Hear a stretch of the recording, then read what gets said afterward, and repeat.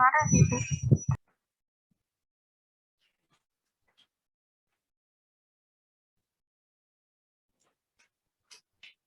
Silakan pimpin doa terlebih dahulu.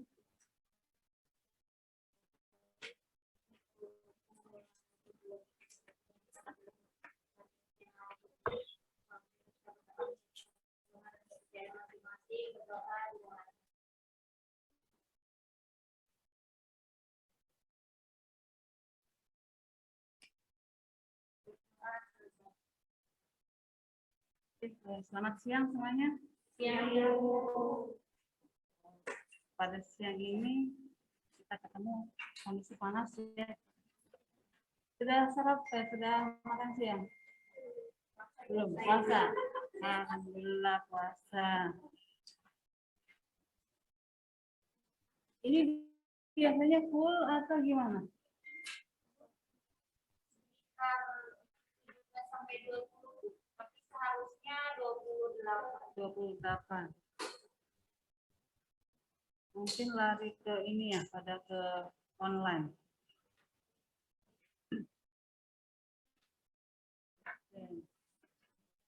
Kita pada hari ini akan sama-sama belajar tentang konsep komunikasi perubahan perilaku.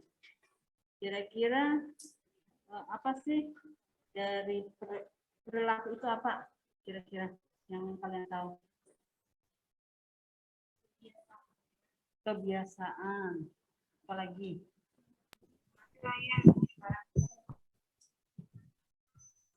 Ya, silakan ada yang jawab di online. Budaya itu. Budaya, perilaku itu berkaitan dengan budaya. Apalagi?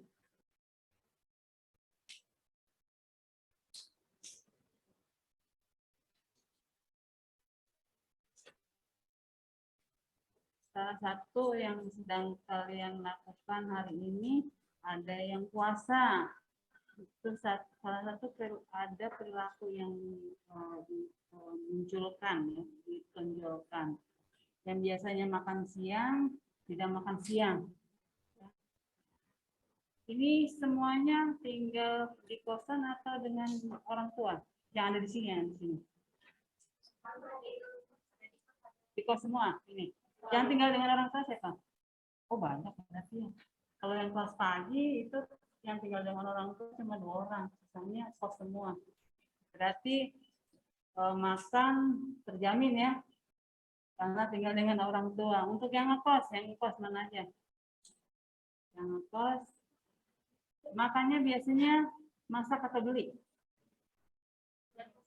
Ibu. Siapa yang masak?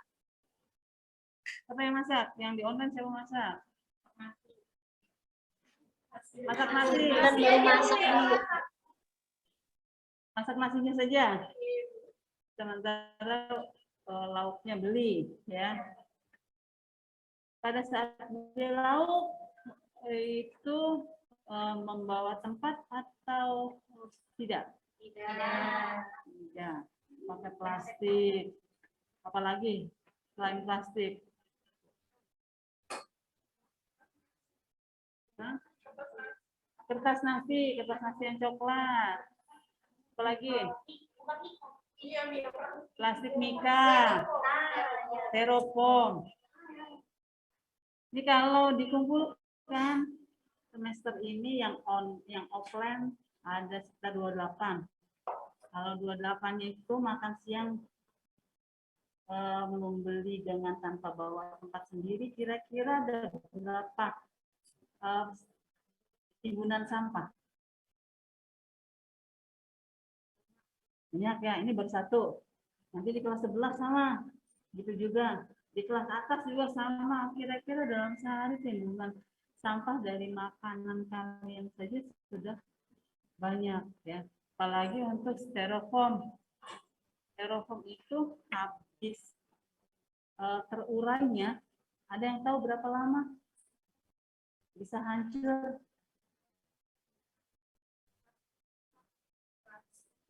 Styrofoam sekitar 100 tahun lebih.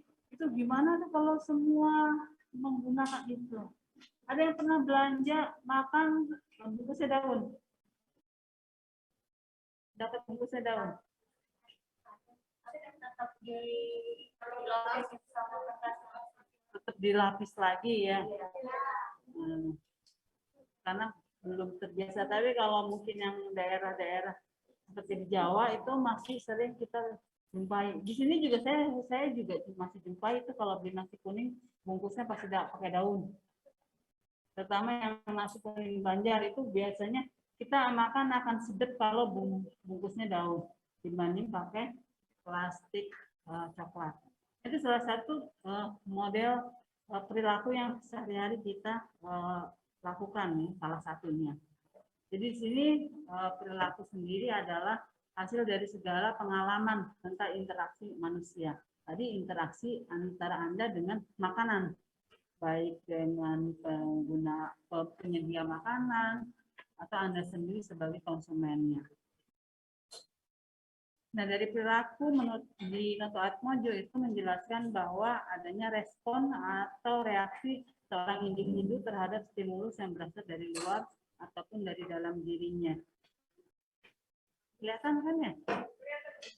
Silakan kalau yang di belakang, di depan sudah penuh. Jadi adanya respon dari lingkungan sekitarnya, jadi orang akan berperilaku. Seperti tadi kalau memang disiapkan beli tanpa harus bawa pun kita bisa belanja jajannya ya, makanannya. Apa jadinya kalau ada kebijakan, sekarang sudah ada kebijakan minimal penggunaan plastik ya. Jadi kalau mau pergi ke satu swalayan atau minimarket, kalau tidak bawa kantong, mengeluarkan uang lagi untuk membeli kantong plastiknya. Itu yang sudah dicoba. Nah ini sekarang saya challenge kalian, kalau belanja bawalah tempat gitu. Belanja tidak, kalau sudah di minimarket sudah terbiasa, pasti di tas-tas kalian pun ada tas kecil yang bisa untuk belanja ya, daripada bawa plastik. Nah ini dicoba juga membawa tempat makan. Kalau tempat minum rata-rata kalian pada bawa tumbler nggak? Bawa ya. Tumblernya harus yang gede karena di sini ada refillnya. Kalau saya dulu kuliah bawa tumbler yang kecil karena di kampus disediakan refill, jadi kan tinggal ngisi gitu.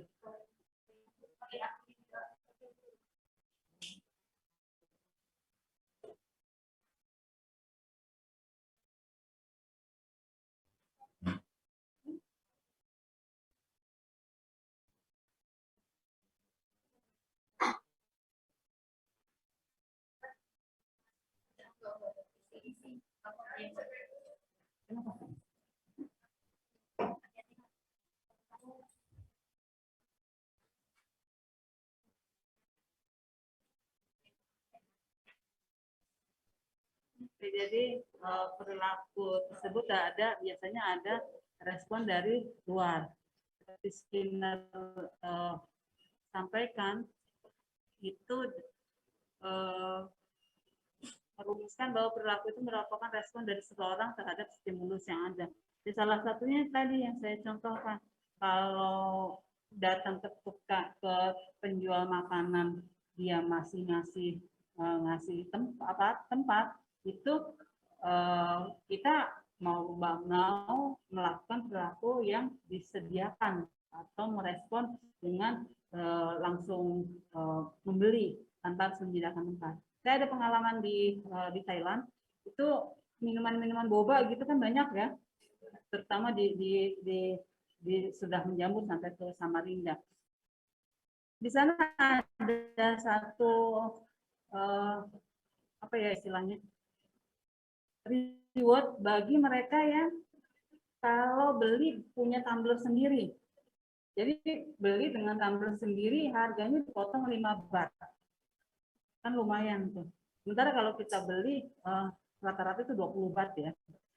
20 baht kalau dirupiahkan sekitar 10.000. Karena satu baht sekitar 400 sekian lah. Kalau dibulatkan jadi sekitar 10.000. Kalau kita beli bawa tumbler sendiri itu dipotong 5 baht. Kan lumayan tuh bisa menghemat. Sehingga kita tidak numpuk botol-botol minuman tadi. Begitu pula kalau makanan, kita bawa makanan tempat makan sendiri, potongannya 3 bat. Nah, biasanya di sana juga sama.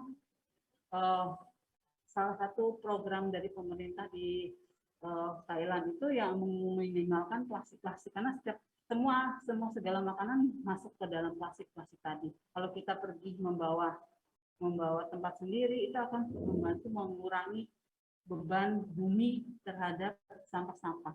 Jadi saya challenge kalian, kalau sudah tumbler sudah jadi kebiasaan, sekarang kalau beli makan, terutama yang kos ya, beli makan sudah bawa tempat makan sendiri. Ada yang punya atau tidak punya? Di kosan biasanya pada punya tuh tempat-tempat makan.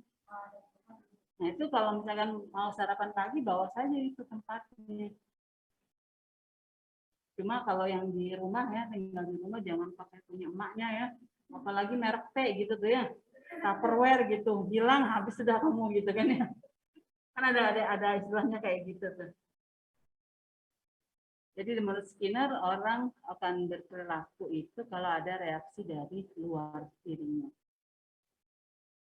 Sementara untuk perilaku kesehatan kalau tadi perilaku secara umum, perilaku kesehatan itu mengarah kepada pemeliharaan dan peningkatan kesehatan, terutama untuk pencegahan penyakit, kebersihan perseorangan, memilih makanan seperti tadi ya, salah satunya itu bukan memilih makanan, tapi bagaimana membawa tempat makan, sanitasi lingkungan, sanitasi kesehatan, misalnya sanitasi perilaku membuang sampah. Kira-kira kalau buang sampah itu kan sudah ada peraturannya ya, mulai jam berapa sampai jam berapa buang sampah.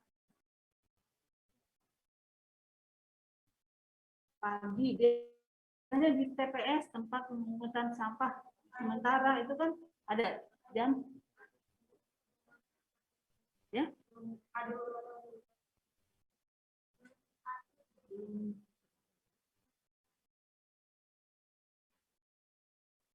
Tiga 8 sudah berarti pada masuk di online ya.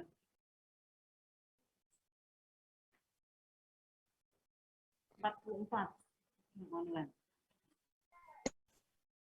Kita kembali lagi ke perilaku membuang sampah. Ada kegiatan untuk membuang sampah di tempat pembuangan sampah sementara. Ya, silakan masuk. Tempat pembuangan sampah sementara itu sekitar jam 6 sore sampai ke 6 pagi. Jadi lewat jam 6 pagi itu harus tidak boleh buang sampah lagi. Tapi kita sering sambil berangkat kerja, sambil berangkat sekolah di titik sampah, supaya kalian buang gitu. Kira-kira yang dilihat seperti apa perilaku membuang sampahnya? Yang kalian alami sendiri, lakukan sendiri, atau melihat? Rata-rata membuang sampahnya gimana? Hah? Dilempar, tuh. Apalagi? Dilemparnya ada 2 cara tuh. Ada yang dilemparnya, gimana dilemparnya? Nah, dilempar, dung gitu, ambil naik motor ya. Hebat kan tuh, pembalap, langsung pluk gitu. Kira-kira masuk dan tidak masuk, apakah peduli? Tidak. Jadi langsung aja, terserah ini sampah mau masuk ke tempatnya atau tidak masuk, pokoknya yang penting sudah buang. Itu satu. Terus ada lagi yang bisa kalian pernah lihat selain dilempar gitu?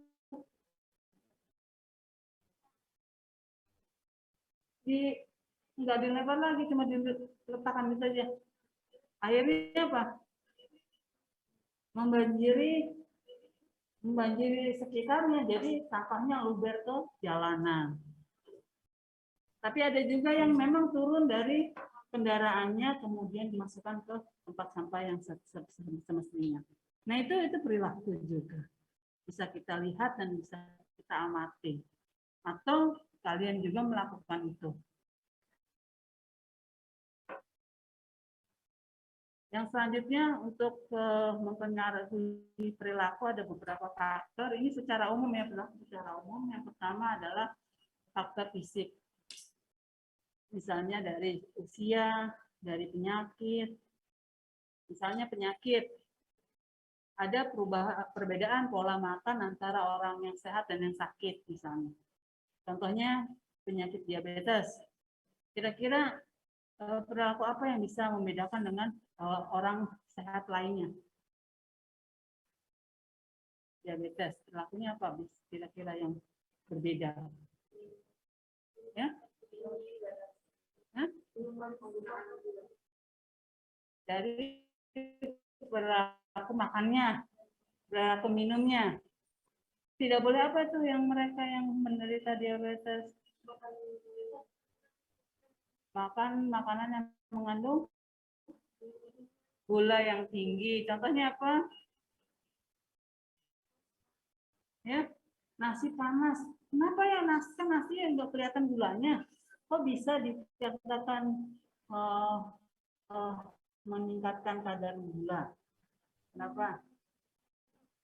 Karena karbohidrat kandungannya adalah glukosa. Ya. Selain itu minuman, minuman bersoda. Itu kenapa tuh minuman bersoda itu harus dihindari? Kadar gulanya tinggi sekali. Walaupun kalian secara kimiawi itu akan terlihat kadar gula di dalam minuman bersoda itu bisa sampai 3 atau 4 sendok gula. Ya. Walaupun manisnya tersamarkan. Ya. Itu misalnya, jadi kita bisa lihat perilaku seseorang, salah satunya perilaku makan itu dipengaruhi karena adanya penyakit.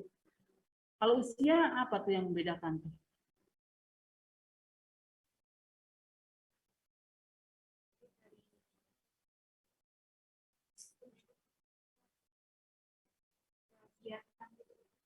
Dari kegiatan.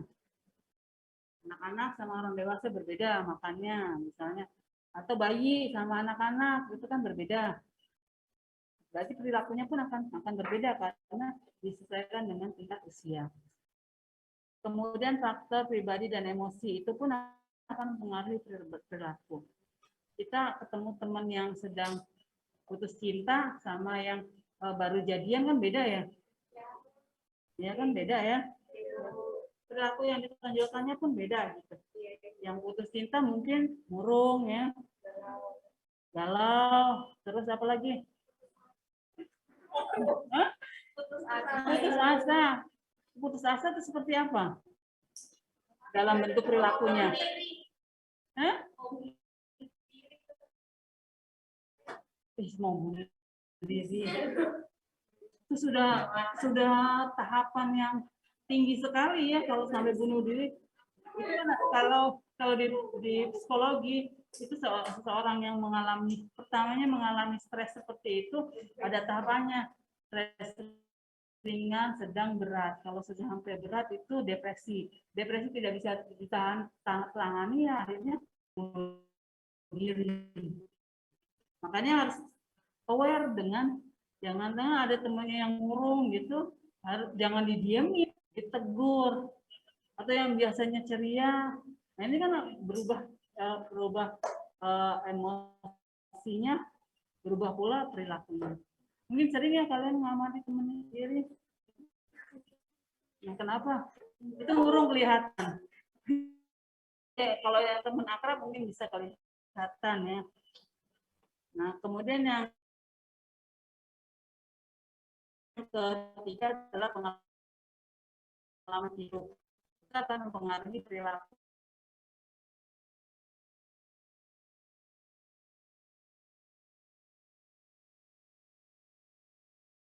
Akan berbeda. Seperti sekarang kalian yang berbeda ya antara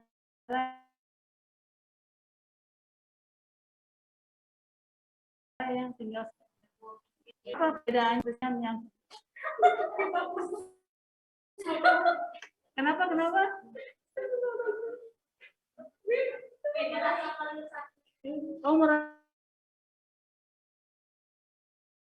merasa paling tersakiti Padahal kan sekarang banyak ketemu dengan keluarga pun sekarang lebih mudah lagi. Bisa dengan Zoom kayak gini ya. Apalagi nanti Anda akan mengalami puasa pertama kali jauh dari keluarga.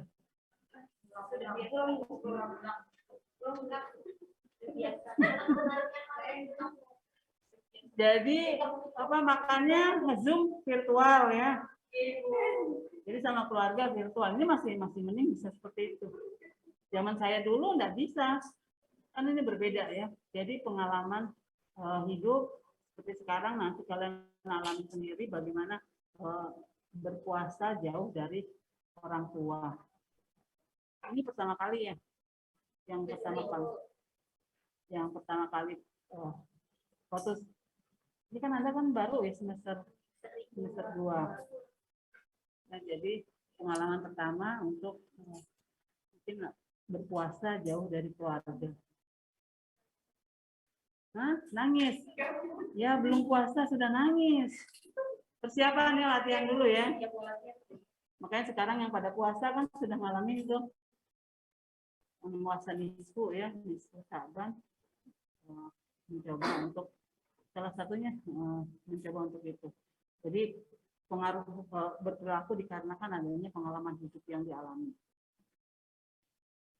Nah, secara kalau untuk perilaku kesehatan itu menurut Lawrence Green itu ada 3 faktor. Nah, ini harus apa nih?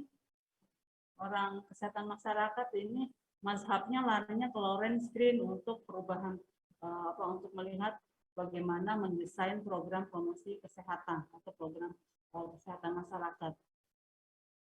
Di salah satu diagnosisnya itu ada diagnosis untuk perubahan perilaku. Yang pertama ada faktor predisposisi. Ini sering dipakai nih untuk kakak kelas kalian. Ini biasanya faktor-faktor untuk perilaku tentang apa? Misalnya tentang menyusui. Faktor-faktornya, faktor dari predisposisinya apa? Enablingnya apa? Reinforcingnya apa? Jadi ini pemungkin atau enabling, penguat atau reinforcing. Jadi sini bisa dilihat nih bagaimana predisposing itu mempengaruhi perilaku. Misalnya pekerjaan, pendidikan, orang yang berpendidikan tinggi sama tidak berpendidikan itu perilaku kesehatannya bisa akan terlihat. Kemudian pengetahuannya juga, tingkat pengetahuannya. Nah, untuk faktor pemungkin orang akan mempunyai perilaku kesehatan, salah satunya ini jarak ke fasilitas kesehatan. Kira-kira kalau di kota dengan di desa, banyakkan mana masyarakatnya memanfaatkan pelayanan kesehatan? Kota apa alasannya? Mudah apa? Mudah apanya? Mudah aksesnya. Terus apa lagi? Ya? Fasilitasnya banyak, jadi banyak pilihan ya. Apalagi?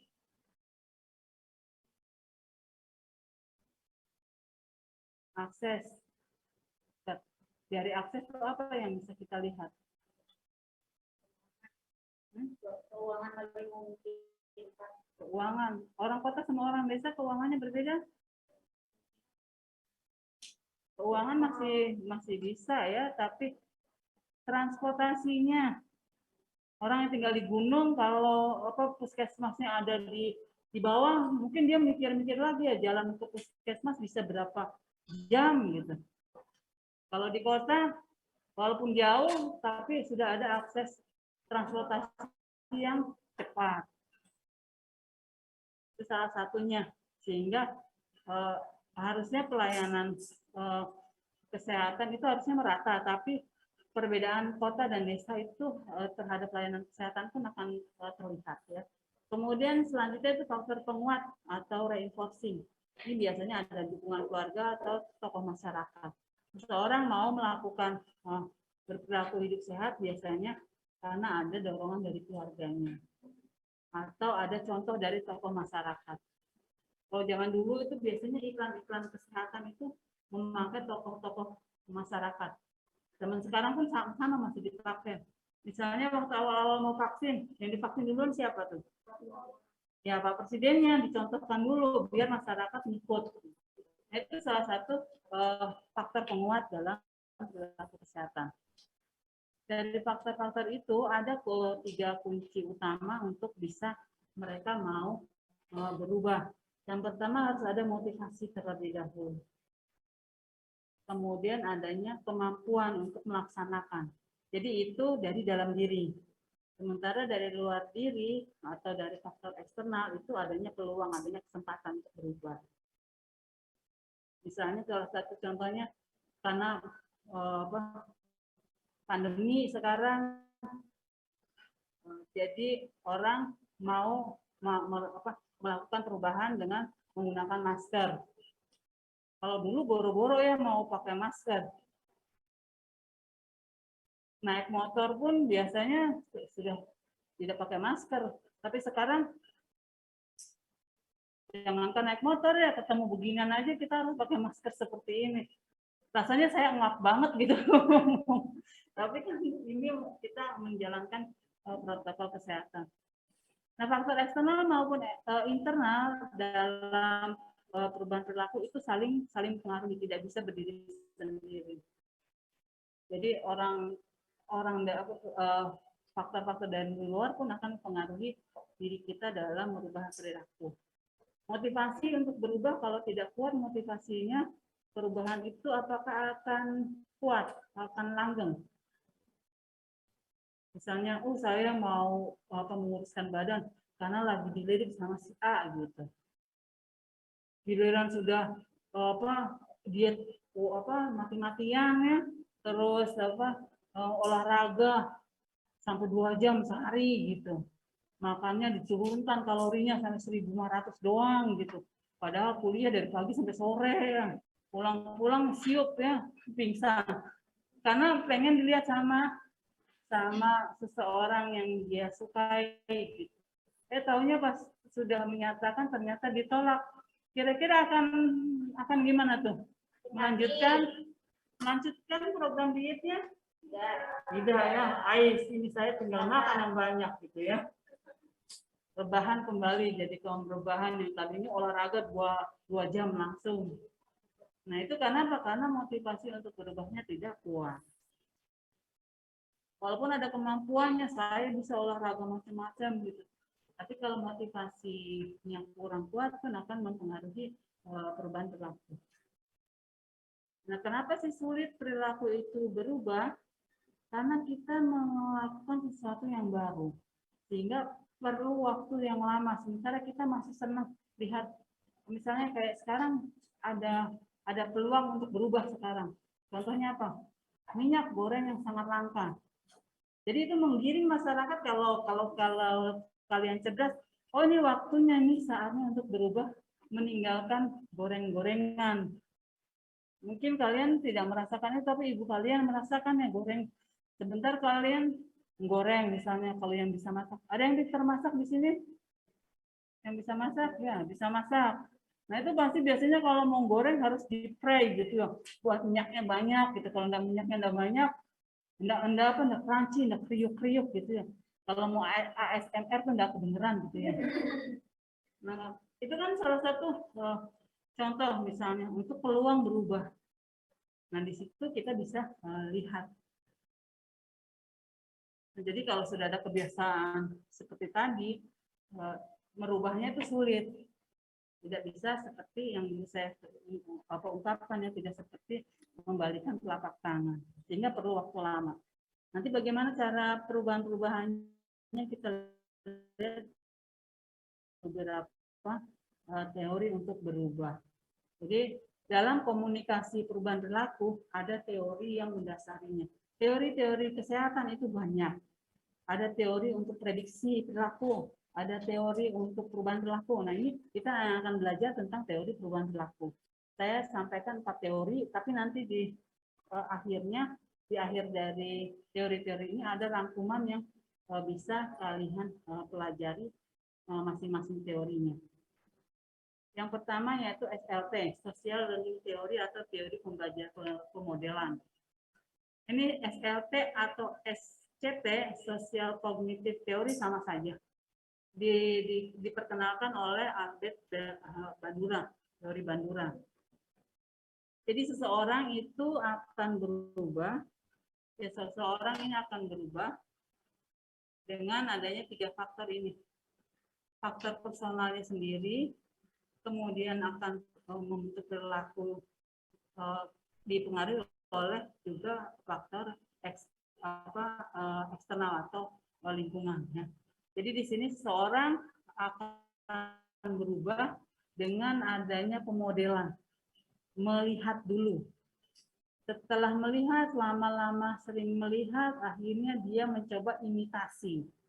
Imitasi itu apa? Meniru. Hasil penelitian saya waktu S2 tentang faktor-faktor yang mempengaruhi siswa SMP di Kota Samarinda dalam perilaku merokok itu dia lihat model orang sekitar, yaitu orang tua dan saudara laki-laki. Karena seringnya melihat orang tuanya merokok, kemudian sisa rokoknya dia tinggalkan di asbak gitu. Pada saat dilihat tuh kayaknya dilihat orang tuanya merokok sepertinya enak. Ada sisa itu akhirnya dia apa? Dia ambil. Nah dari 350 siswa yang saya ambil dari 17 sekolah, itu ada 2 orang yang mulai merokok pada usia 4 tahun. Karena dia mungkin sering dengan bapaknya sambil digendong, setelah itu dia merokok, rokoknya habis, kemudian ditinggal saja, akhirnya anak itu mencoba melihat. Nah itu relevan sampai sekarang, terakhir saya penelitian di 2020, kalau yang siswa pelajar itu 2013 saya penelitian, di 2020 saya meneliti ayah muda yang merokok. Setelah saya tanya, dia dapat perilaku merokok itu dari mana? Ternyata dari orang tuanya. Jadi di tahun 2013 dan 2020 itu masih sama. Dia selalu seorang perokok itu dimulai dari orang terdekatnya. Karena apa? Karena teori social learning ini berjalan. Pemodelan itu muncul, terus-terusan dibuat.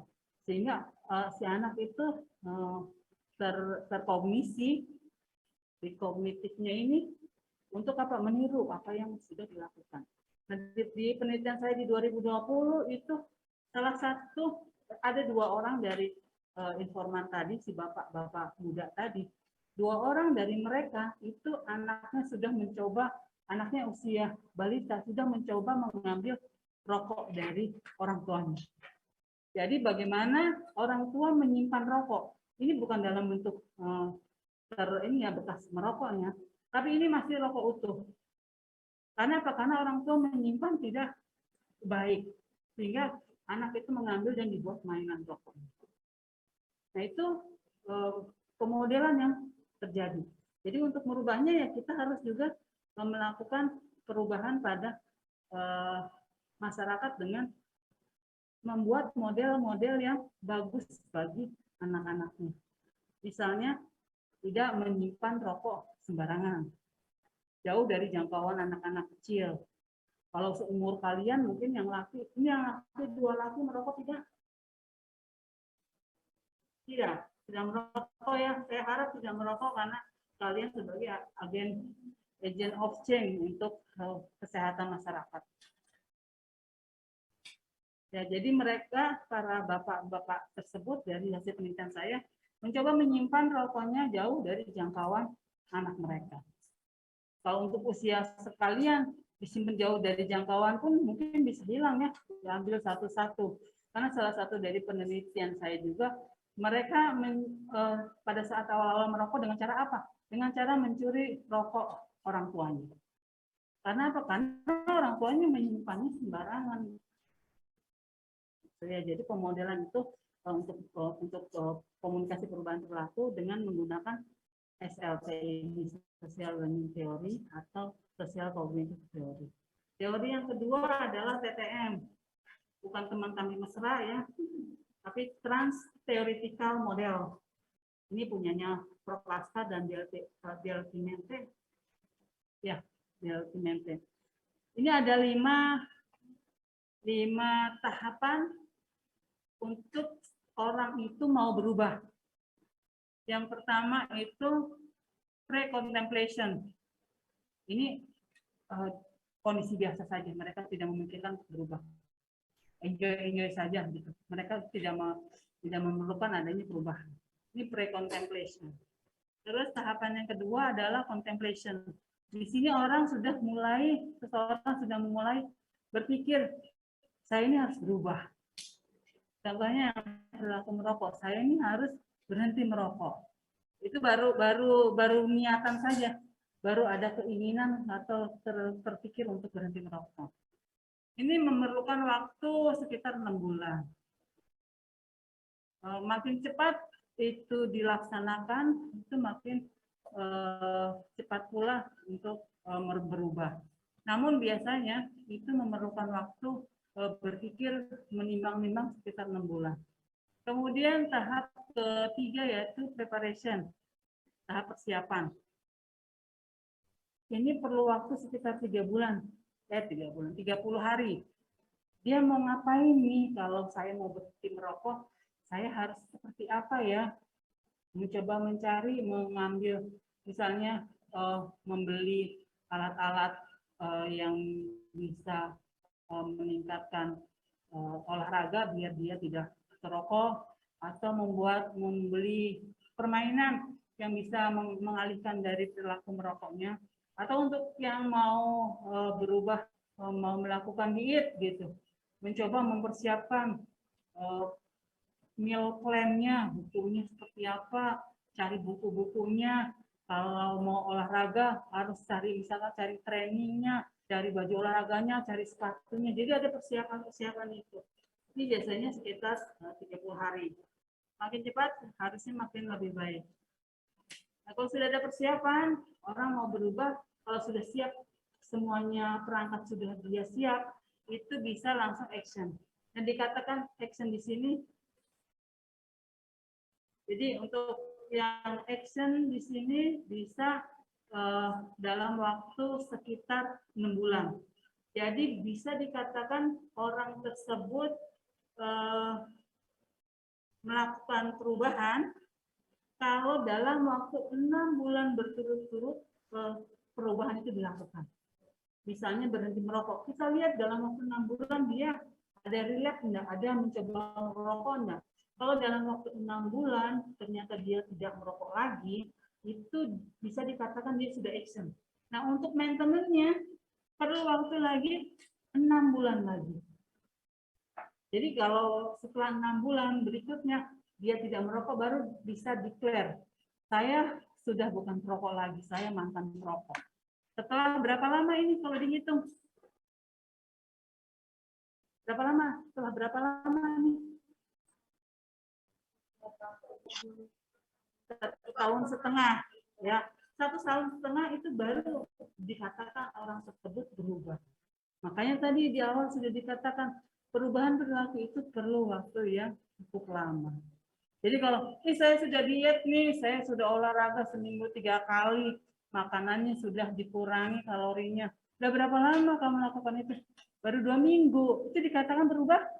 Belum, ya. Jadi masih tahap di tahap preparation mungkin. Kalau di action juga bisa jadi di action masih kurang dari 6 bulan, jadi belum melakukan perubahan dengan baik. Jadi kalau misalkan ada yang saya sudah berubah, lihat dulu proses-proses ini. Ya, jadi setiap kali ini teori ini bisa kalian aplikasikan dalam kehidupan sehari-hari. Misalnya perubahan apa? Saya perubahan mau bangun pagi. Kan banyak tuh yang suka susah bangun pagi ya karena malamnya begadang nonton drakor ya. Pagi kebablasan, salat subuh tidur lagi gitu. Kemudian masuk ke kampus ke kesiangan misalnya.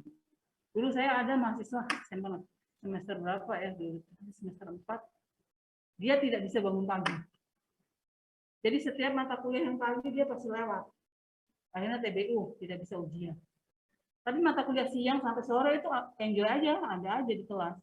Tapi kalau pagi, mata kuliah pagi jam 8 itu pasti dia tidak bisa masuk kelas. Karena siang. Nah kalau mau berubah ya kita lihat perubahan itu harus mengikuti TTM ini. Dari pre-contemplation, contemplationnya apa ya, sudah punya niatan, kemudian persiapannya apa. Kalau persiapan untuk bangun pagi kira-kira apa tuh yang harus disiapkan itu? Alarm ya. Alarmnya yang gimana? Yang nyaring. Atau juga bisa minta alarm paling maju tuh alarm siapa?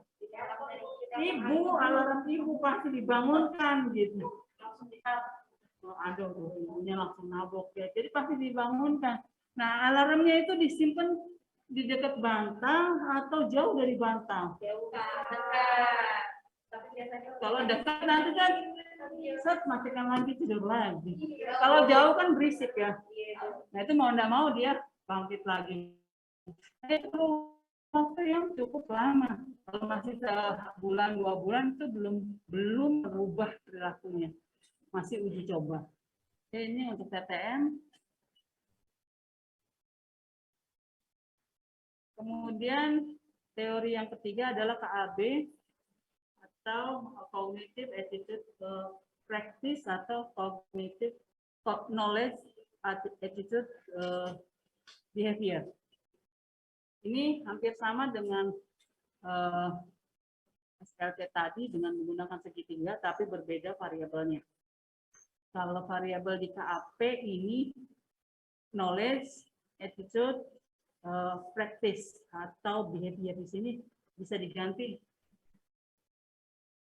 Nah, di sini bisa diganti P-nya ganti B behavior.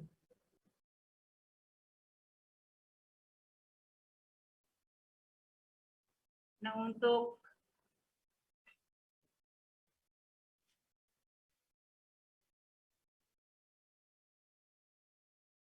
di sini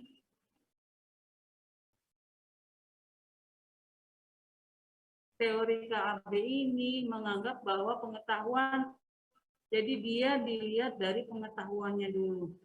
Kalau pengetahuannya sudah bagus, orang itu akan mencoba untuk berubah. Itu secara teori ya.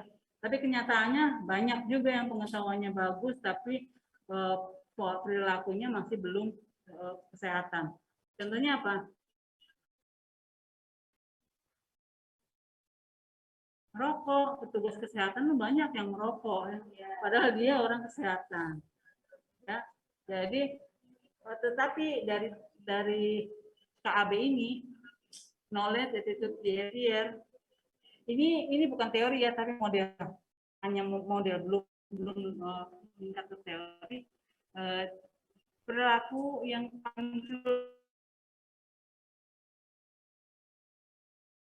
harus untuk mau berubah itu yang harus diinterpretasi. Kalau pengetahuannya sudah bagus, dia akan mencoba untuk melakukan kegiatan ataupun perilaku yang bagus, yang sesuai dengan kesehatan.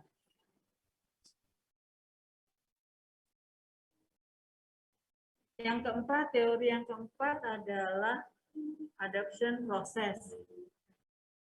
Ini sudah kemarin sudah saya sampaikan, AIETA, awareness. Untuk saat ini ada yang mau mencontohkan seperti apa sih tahapan adopsi ini kalau di masyarakat sekarang? Ada yang bisa? Awareness-nya seperti apa? Contohnya yang di online silakan, barangkali ada yang mau berpartisipasi. Pertemuan minggu lalu tentang ini sudah saya singgung. Waktu itu saya singgung tentang apa? Mencontohkan tentang apa?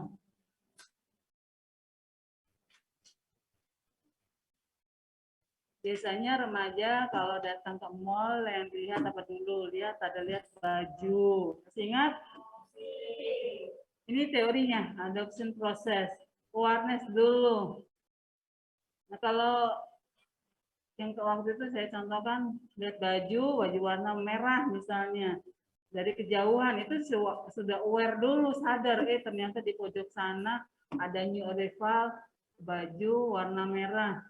Kemudian interest dengan cara apa? Datang ke mendekati tuh si baju tadi. Nah, kalau di sini konsumen berusaha mencari informasi-informasi. Kemarin yang baju itu informasinya apa yang dicari? Harga, benar, harga dulu. New arrival pasti tidak ada diskon ya. Pasti harganya masih tinggi. Oh, itu berarti nggak jadi deh. Pasti kan gitu ya. Cari lirik yang sebelah sana lagi yang warnanya kuning, ternyata diskon 70%. Itu pasti lari lagi tuh. Ternyata ada warna yang sama, warna merah. Nanti habis itu dilihat lagi bagaimana informasi selanjutnya. Setelah harga apa? Yang biasa dilihat kalau di baju. Ukuran. Langsung ke ukuran, dibandingkan model mana duluan? Model ya. Kayak anak saya tuh pasti bilang, "Ma, itu mah Korean style, mah." Yes, kayak gini. Yang kayak apa sih? Yang kayak itu tuh, mah yang ini, yang ini, yang ini. Oh, seperti itu. Biasa model dulu. Entah ukurannya kayak apa?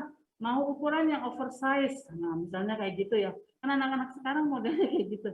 Anak SMP bukan kalian ya.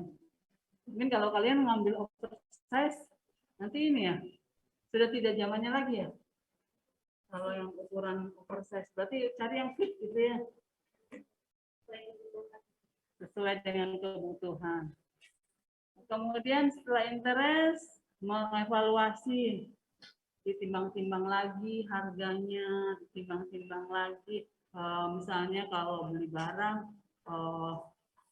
pelayanan purna jualnya, misal ya, setelah dievaluasi, baru dicoba trial, membeli produknya atau melakukan percobaan. Kalau kayak kosmetik biasanya ada free sample ya. Kan itu cari sampel-sampel dulu gitu.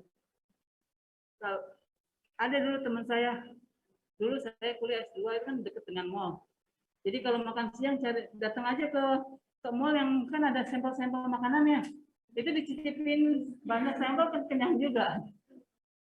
Cari makanan gratis siang hari. Membelinya tapi belum sampai tahapan ke adoption. Nah, terakhir adalah mengadopsi kalau pada saat tahapan trial itu dia mendapatkan kepuasan.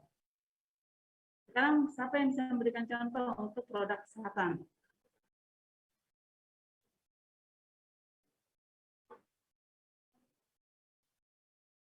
Contohnya apa? Yang di online juga silakan kalau ada yang mau memberikan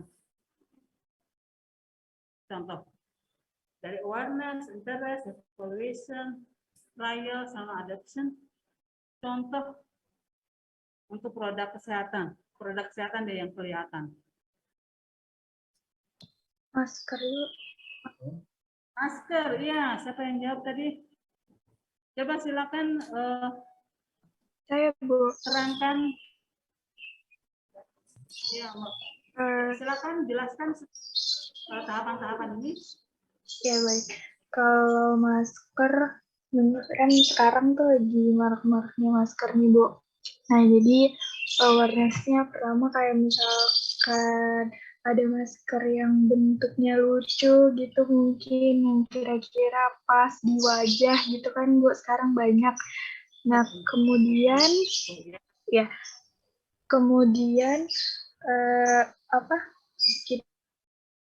kitanya tuh nyari informasi kayak misalkan mungkin warnanya atau misalkan model-model lainnya juga yang sama kayak gitu. Terus selanjutnya dievaluasi kayak misalkan harganya, kualitasnya, kira-kira yang benar-benar aman kayak apa. Terus yang keempat itu dicoba kayak misalkan hari ini kan masker kan nggak terlalu mahal ya, Bu. Jadi kayak misalkan pakai yang ini, terus nanti dicoba kira-kira yang cocok. Setelahnya dipilih yang benar-benar cocok, yang harus dibeli, yang mana yang kayak di stok banyak gitu sih.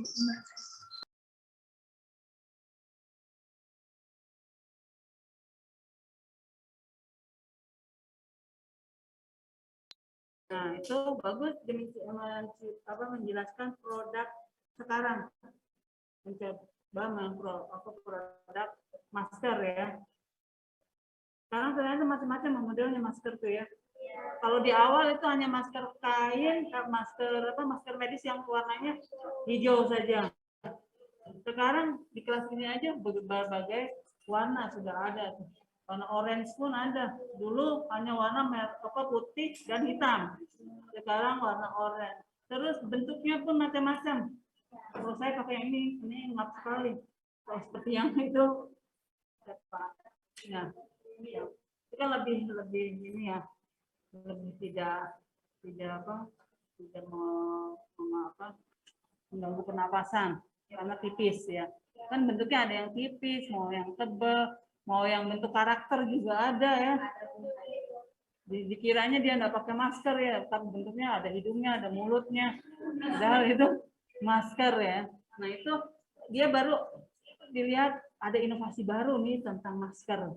Kemudian tadi jelaskan, mencoba lihat bagaimana bentuk maskernya seperti apa, ketebalannya. Kan ada persyaratan harus 3 play. Itu harus dilihat juga apakah bisa pakai 3 play-nya, atau kalau kayak masker scuba gitu kan cuma 1 lembar saja, itu tidak disarankan. Kalau mau pakai seperti itu harus dicoba ya. Kemudian dievaluasi hasilnya, harganya bagaimana, ketersediaan di lapangan bagaimana. Kemudian dia coba trial, beli 1 dulu kah, atau nyoba.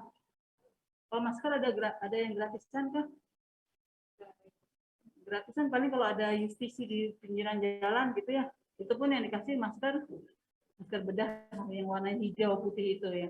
Kalau masker seperti yang kalian pakai mungkin tidak masuk dalam gratisan gitu. Setidaknya dia mencoba untuk membeli dulu 1 produk masker. Setelah dicoba-coba, mungkin kalian juga uji coba membeli berbagai macam masker ya. Nah, karena sudah berjalan 2 tahun ini, akhirnya baru muncul tuh mana yang paling enak dipakai. Nah, itu sudah masuk ke adoption. Nah, itu langkah-langkah untuk mengadopsi ide-ide baru. Nah, ini kita bisa terapkan di masyarakat. Ini salah satunya tadi mencontohkan masker. Dari proses adopsi ini, kita bisa kategorikan orang-orang adopternya. Yang pertama, seorang yang inovator. Kalau tadi masker itu berarti yang menginovasi biasanya orang yang punya duit ya, karena dia mencoba membuat produk baru. Orang itu juga punya pendidikan yang cukup karena dia sudah riset model masker seperti apa, tapi fashionable gitu. Itu kan dicoba. Nah, biasanya inovator ini memiliki status sosial yang tinggi dan juga mengambil resiko. Kalau kayak di artis-artis, saya pernah baca, outfitnya si artis A itu, maskernya doang harganya bisa 500.000 gitu. Nah itu berarti kan si inovator yang membuat masker tadi sudah mengambil resiko. Kira-kira pasarnya siapa? Nah itu biasanya inovator itu seperti itu ya. Kemudian yang kedua, kategori yang kedua adalah early adopter atau perintis. Jadi yang membeli produk dari inovator yang pertama, produk-produk baru. Kemudian dia kenal, tahu, kemudian dia duluan yang mengambil. Biasanya kita lihat, wih ini model baru ya, gitu kan suka ada yang seperti itu ya. Nah itu namanya early adopter. Nah setelah early adopter ada namanya early majority atau pengikut dini. Ini orangnya sudah lebih banyak. Jadi biasanya yang early majority atau pengikut dini ini rata-rata kelas sosialnya kelas sosial menengah. Jadi yang rata-rata yang banyak terdapat di masyarakat. Ini jarang sekali memiliki kelas sosial di masyarakat. Jadi karena orang-orang kebanyakan. Kemudian setelah early adopter sudah banyak yang pakai ya, kayak masker sudah banyak yang pakai misalnya. Jadi ada pengikut akhir. Pengikut akhir rata-rata ini setelah, jadi ini orang-orang yang ketinggalan zaman gitu, yang sudah duluan, sudah selesai. Nah ini baru ngikutin. Oh ternyata ada yang masker bentuknya kayak gini. Padahal yang lain, itu sudah kuno, itu sudah 2 bulan yang lalu atau 1 bulan yang lalu. Gitu. Tapi dia baru tahu gitu. Ini orang-orang yang late majority. Dan yang terakhir adalah kelompok lagat atau kelompok tradisional. Ini yang orang yang terakhir melakukan inovasi, jadi mengadopsi. Orang-orang ini biasanya tidak mau berubah, kolot, susah dirubah. Gitu. Kalau pakai masker susah sekali, harus pakai masker. Kenapa sih harus pakai masker? Dia pasti makainya di dagu. Maskernya di bawah-bawah, tapi tetap aja disimpan di dagu. Karena ada orang seperti itu pakai masker karena disuruh saja gitu. Nah itu agak susah untuk kelompok pelajar.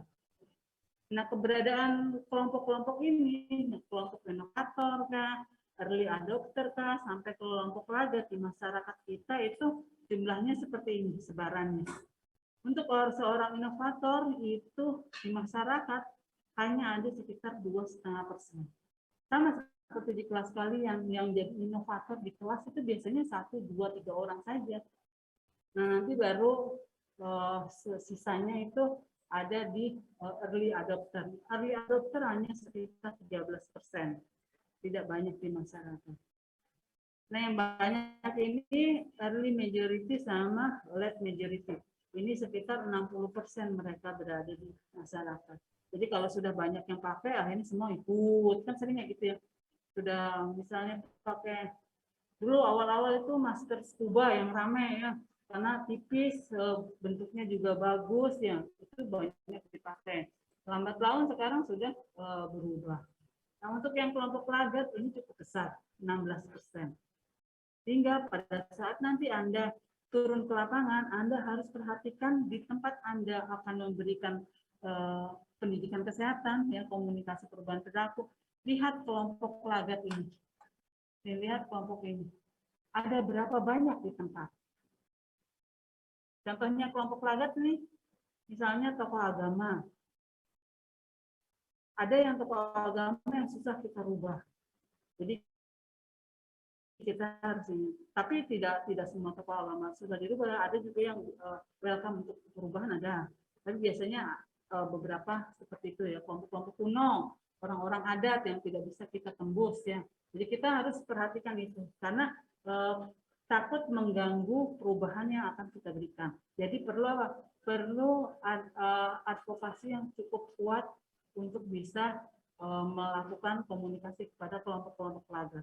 Nah, bagaimana cara komunikasi untuk advokasi? Nanti kita ketemu di beberapa pertemuan berikutnya. Nah, dari 4 teori yang tadi 3 teori dan 1 model yang tadi saya sampaikan, ini salah satu aplikasi BCC ya, behavior science communication ini. Kalau tadi yang kita bahas di sini adalah untuk Trans-Theoretical Model, TTM.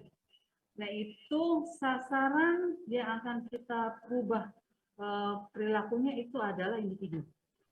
Nah, selain TTM, kita juga bisa menggunakan TPB, Theory of Planned Behavior dan Health Belief Model. Nah, untuk 2 teori ini kita belajar nanti Anda belajar di semester atas.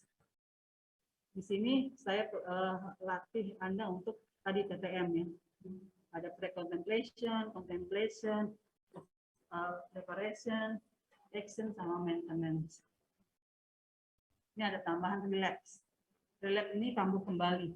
Jadi yang tadinya sudah setahun, 2 tahun berubah, misalnya tidak merokok lagi, tahunnya diputus cinta, terus dia tidak punya teman, merasa sendiri, akhirnya cari teman dengan dulu saya waktu sepi itu saya bisa merokok, akhirnya kembali merokok. Itu namanya relapse. Jadi dia sudah berubah, tapi ternyata kembali lagi. Atau bahasa kitanya adalah kambuh. Nah, untuk sosial kognitif teori dan SLT itu sasarannya di interpersonal. Jadi ada sasaran di kelompok. Itu kita pakai teori social cognitive theory. Nah, kalau sasarannya masyarakat atau community, yang kita pakai adalah diffusion of innovation. Karena tadi diffusion inovasi itu ada kelompok-kelompok orang untuk berubah. Tadi ada kelompok inovator sampai kelompok lagat atau kelompok orang-orang kolot atau orang-orang tradisional. Jadi ini harus Anda pahami, harus Anda mengerti. Ada 5 teori untuk komunikasi perubahan perilaku. Jadi teori ini kita ibaratkan sama seperti baju. Baju misalkan kayak kalian sekarang ini bisa tidak dipakai untuk berenang bajunya. Udah langsung berenang gitu bisa saja. Kalau mau berenang pakai baju ini kan sah-sah saja. Tapi cocok tidak? Itu tidak cocok. Baju tidur ternyata ada teman telepon, kita mau itu ya hangout ke mana gitu. Langsung pakai baju tidur itu sah, bisa aja kan? Tapi cocok tidak? Pakai piyama ada di tempat nongkrong gitu kan, orang jadi akan berpikiran lain ya. Nah, sama juga seperti teori. Teori ini kayak transtheoretical model, ini cocoknya kalau kita mengatasi masalah secara individual. Makanya di sini levelnya level individu. Nah, berbeda dengan komunitas. Untuk di masyarakat, kita pakai teorinya diffusion of innovation. Jadi, teori itu bisa dipakai untuk mengatasi masalah, tapi apakah tepat atau tidak tepat itu yang harus Anda pelajari. Ini pelajari betul-betul kotak ini ya, matriks ini, sehingga kalian kalau mau, ini biasanya nanti dipakai pada saat ambil skripsi, ya.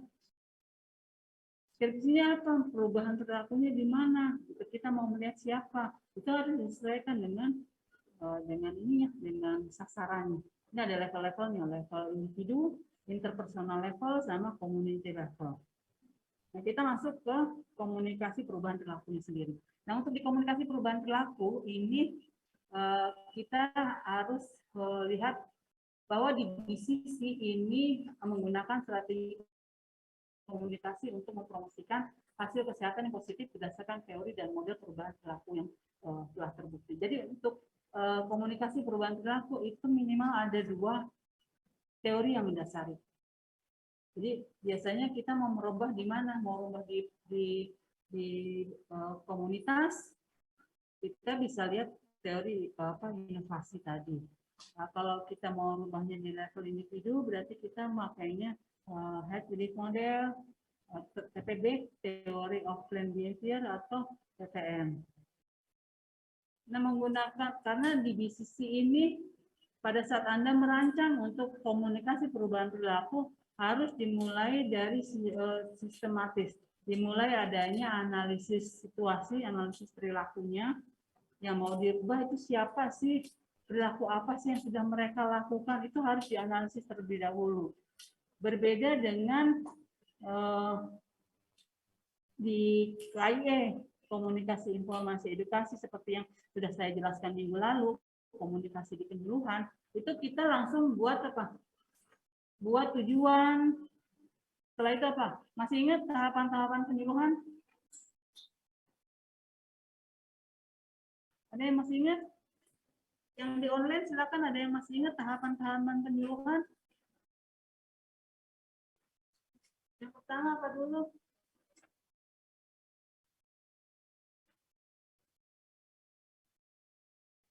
Yang di online silakan, barangkali ada yang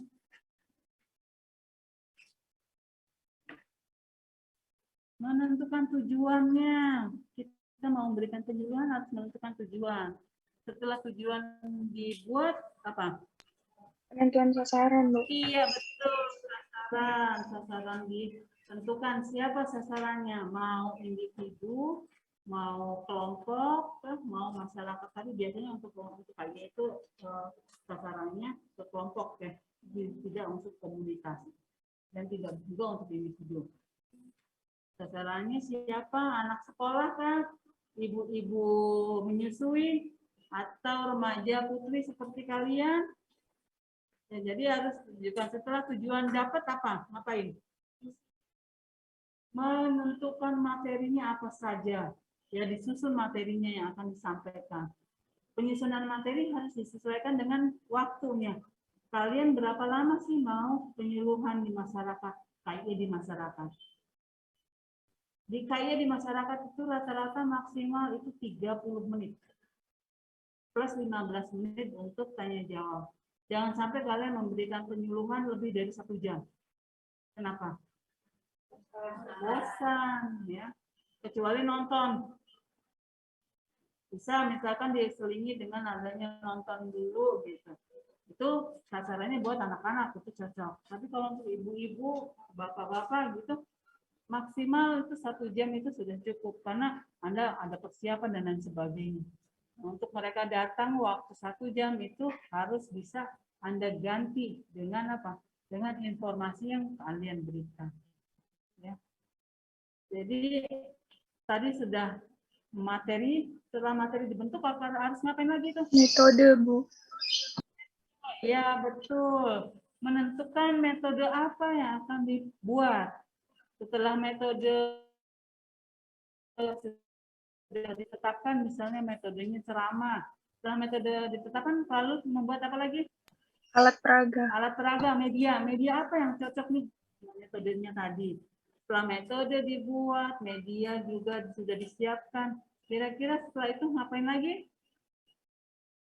Penentuan kriteria evaluasi. Evaluasi dilakukan untuk KIE itu sebelum diberikan intervensi atau sebelum diberikan komunikasi didulukan KIE dan setelah diberikan KIE. Untuk melihat apa? Apakah ada peningkatan pengetahuan sebelum dan sesudah diberikan KIE. Kemudian yang terakhir apa? RTL, rencana tindak lanjutnya apa setelah diberikan KIE tadi. Nah, ini untuk komunikasi edukasinya. Kemudian yang selanjutnya yaitu di BCC, ini tadi sudah saya jelaskan, mempromosikan perubahan perilaku. BCC atau KPP, komunikasi perubahan perilaku, itu sejalan dengan seiring sebelumnya itu adalah pendidikan kesehatan. Ternyata pendidikan kesehatan saja itu kurang kuat, harus dikuati lagi dengan adanya komunikasi perubahan perilaku. Makanya itu berkembang, perkembangan terakhir adalah dengan dilakukannya KPP, komunikasi perubahan perilaku. Nah, komunikasi perubahan perilaku ini cocok untuk diterapkan atau diaplikasikan di pelayanan klinis dan juga pelayanan kesehatan masyarakat. Seperti akan terjadinya seperti pada masa sekarang, contohnya ya, masa pandemi sekarang ini. Komunikasi perubahan perilaku perlu diberikan. Salah satu komunikasi perubahan perilaku untuk di masa pandemi ini ada teknik tersendiri, yaitu dengan komunikasi kritis karena kondisinya sedang pandemi atau outbreak. Jadi ada diberikan materi-materi yang lebih seram sedikit. Makanya gambarnya kan gambar itu juga siapa yang memunculkan gambar si COVID-19 itu bentuknya bulat terus ada tonjolan-tonjolannya gitu. Itu pun tonjolan-tonjolannya kalau di zoom lebih dalam lagi kelihatan sampai kayak bulatan-bulatan kecil seperti itu yang membuat orang seram dengan gambar itu. Itu untuk untuk outbreak atau dengan adanya wabah pandemi seperti ini. Jadi di sisinya behavior change communication-nya itu dengan komunikasi kritis. Itu berbeda lagi, tapi salah satu contohnya. Nah, yang terakhir perbedaan dari KIE dan KKP. Nah, kalau untuk KIE sendiri ini hanya berfokus pada promosi perubahan perilaku ke arah yang positif. Nah, sementara di KPP ini dimasukkan bagaimana pengaruh lingkungan itu bisa merubah perilaku. Ada yang masih ingat teorinya H.L. Bloom? Ini orang kesmas harus tahu. Hendrik L. Bloom yang mempengaruhi derajat kesehatan, status kesehatan masyarakat itu apa saja?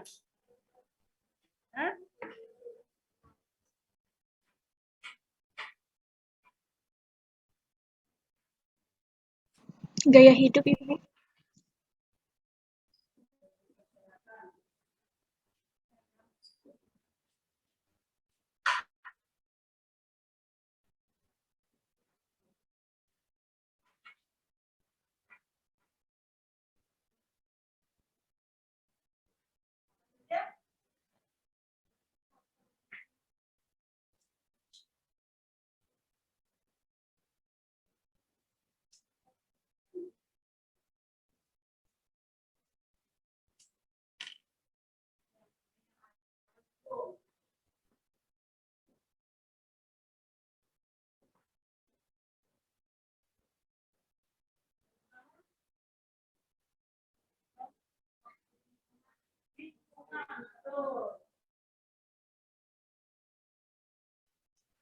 Kemudian perilaku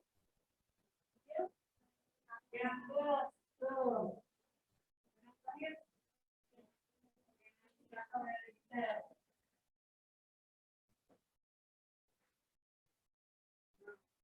ini menyatakan kalau orang mau meningkatkan status kesehatan harus dibaiki dulu lingkungannya.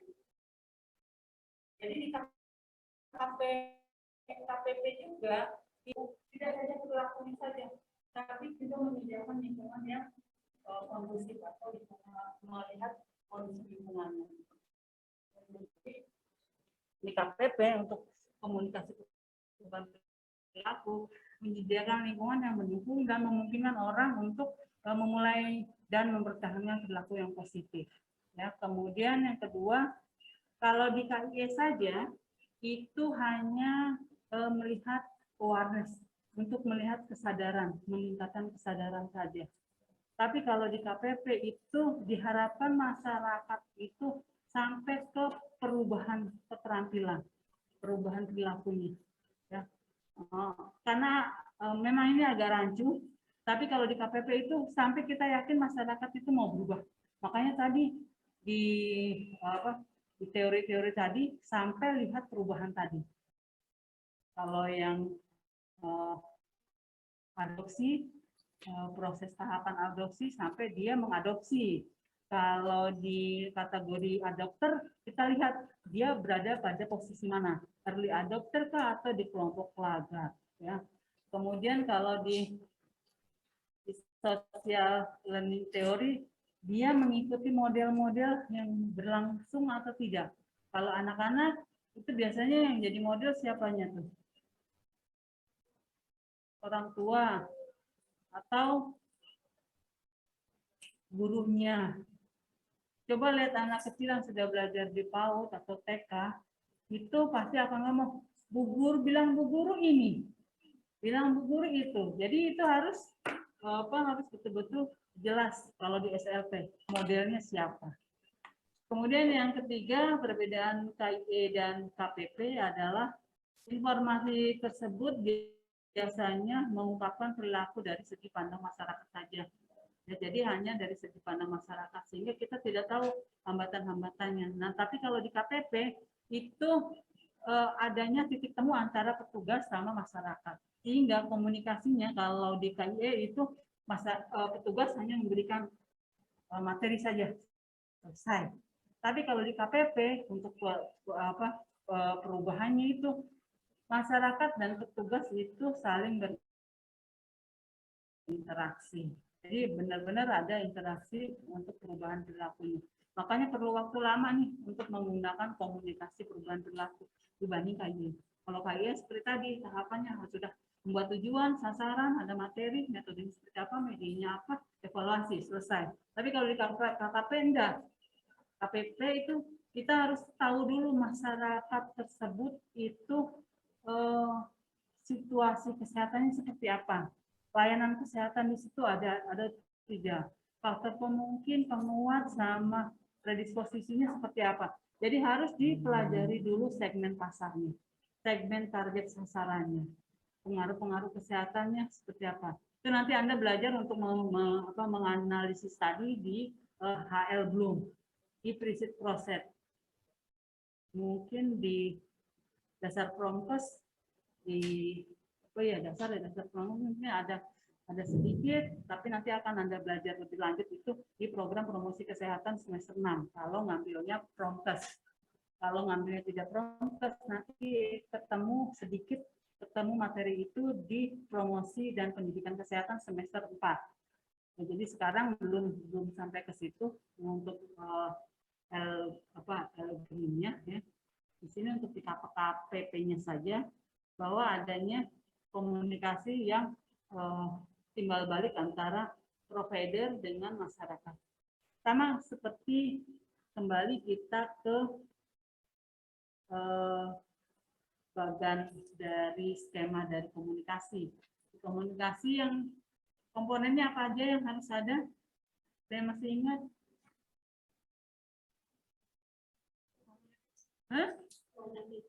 Komunikator, lalu message atau medianya, kemudian 3 receiver atau komunikannya, itu yang 3 pokoknya. Nah, kemudian di ini kita akan dapatkan apa? Feedback. Kita harus ada feedback. Fungsi yang feedback untuk apa? Mengetahui respon. Kalau sudah tahu respon, untuk apa respon itu? Respon itu dipakai sebagai apa?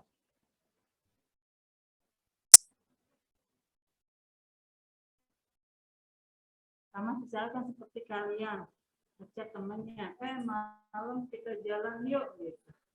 Kan komunikatornya sudah ada kalian, pesannya sudah ada, media yang dipakai sudah ada, komunikannya penerima sudah ada.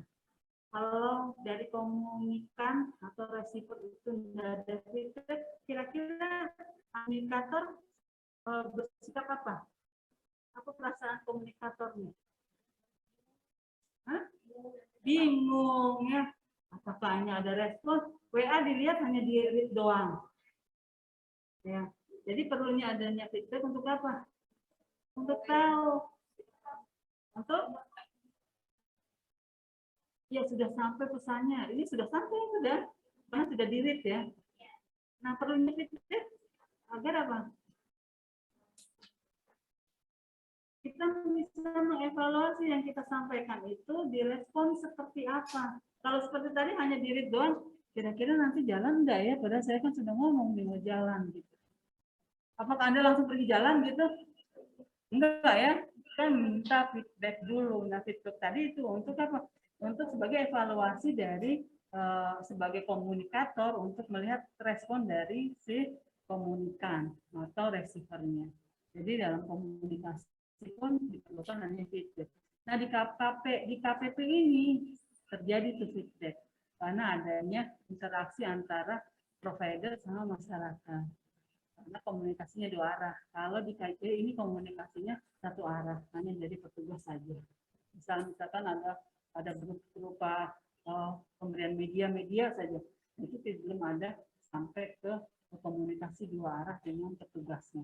Jadi ini perbedaan antara KIE dengan KPP. Ya. Oke, ada yang ditanyakan? Sudah ngantuk? Jadi ada berapa teori ini untuk komunikasi perubahan perilaku? 5, betul. Apa aja? SLT, ETR, Ya. Siapa yang mau ngacungkan tangan? Ayo. Ayo. Nah, tadi banyak kan ngomong semua. Silakan. Nah, inovator tuh berarti mau ngacungkan tangan. Ya, silakan. Ya. Yang pertama ada SLT atau Social Learning Theory. Terdapat 3 faktor untuk perubahan, yang dimana yang pertama ada personal factor sama environment. Oke, yang kedua ada TTM atau the dance story alinya. Yang ketiga ada HP, terus yang keempat ada KPP, terus yang terakhir ada KI atau komunikasi informasi dan yang ada Adoption proses. Kita lihat di matriks Ada berapa level tuh untuk BCC itu? Di matriks itu, di matriks yang aplikasi applying BCC itu ada level-levelnya. Ada berapa level? Ada berapa level? 3, betul. Sebutkan. Iya, yang disebut. Iya. Iya, betul.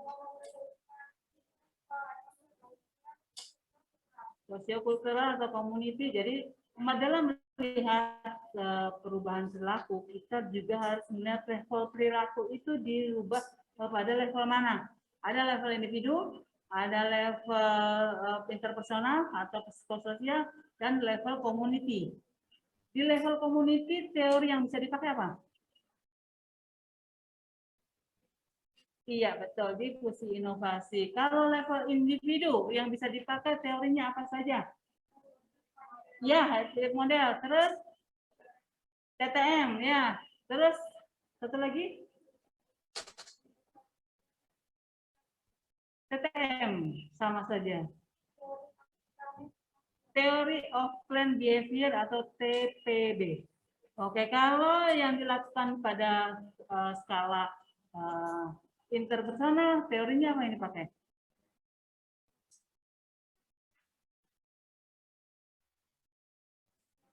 Social cognitive theory. Itu harus dihafalin lagi ya, masing-masing teorinya agar Anda bisa menerapkan teori tersebut pada komunikasi perubahan perilaku.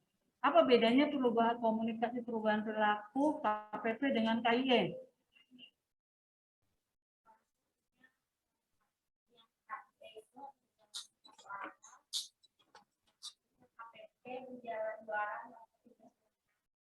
Oke, betul. 1. Jadi model saluran komunikasinya yang satu arah KIE, kalau KPP 2 arah. Apalagi perbedaannya?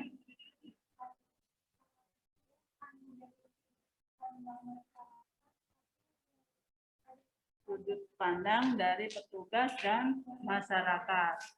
Ya, apalagi? Yang di online juga silakan kalau mau berpartisipasi. Kalau apa yang kesadaran saja? Kalau KIE hanya pada kesadaran saja, kalau KPP harus sampai ke keterampilan untuk perubahan perilaku. Apalagi yang paling mendasar di KPP berbeda dengan KIE adalah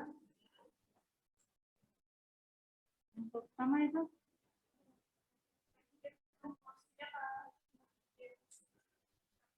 di KPP kita harus melihat bagaimana lingkungan itu akan mempengaruhi perubahan perilaku. Sementara kalau di KIE hanya untuk menyoroti promosi perubahannya saja ke arah positif, tanpa melihat di lingkungannya. Kalau di KPP ada lingkungan yang akan kita rancang atau yang akan mendukung untuk perubahan perilaku. Oke, itu saja pertemuan kita kali ini.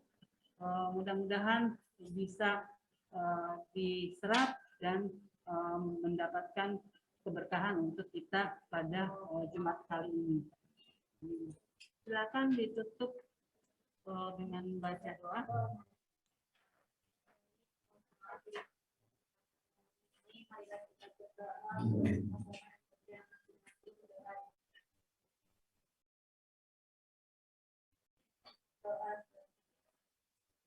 Terima kasih untuk yang nanti saya cukupkan pertemuan kali ini. Kurang lebihnya mohon maaf. Assalamualaikum warahmatullahi wabarakatuh. Selamat siang. Waalaikumsalam warahmatullahi wabarakatuh. Waalaikumsalam warahmatullahi wabarakatuh. Terima kasih banyak Ibu. Banyak Ibu, semoga sehat selalu. Terima kasih.